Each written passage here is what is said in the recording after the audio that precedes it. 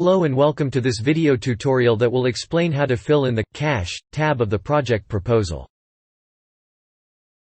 The Cash tab focuses on how cash and voucher assistance is considered in the project, including the mapping of standardized cash indicators. Please ensure that the Log Frame, People Targeted, and Budget tabs are correctly filled in and saved before filling the Cash tab.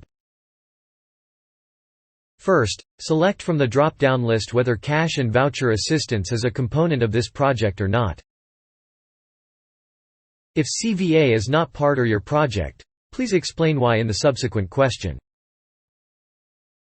If CVA is part of your project, you will have to add at least one CVA type.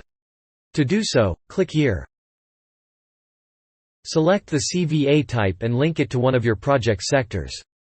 Indicate the total number of persons benefiting from the CVA and the total transfer amount.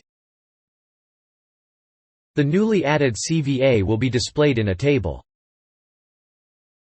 On the total transfer amount column, you can hover over the info icon to display the average CVA amount per person in USD. You can now link the CVA indicator into the Log Frame tab. To do so, click on this icon. On the pop-up window, select the outcome and output you would like to link to the CVA intervention and provide a breakdown by gender and age. Please note that the total target value cannot be higher than the total people targeted for this cluster as indicated in the People Target tab. Then scroll down to add the missing data for the standard indicator 2 and click on Save. Then indicate the total number of people targeted with CVA activities.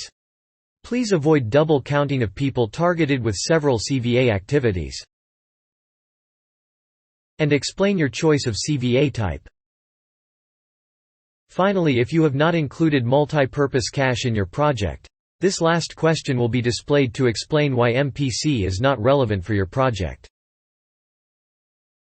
Once you have saved this tab, the indicators linked to the CVA intervention will be listed into the Log Frame tab, under the related sector Outcome and Output.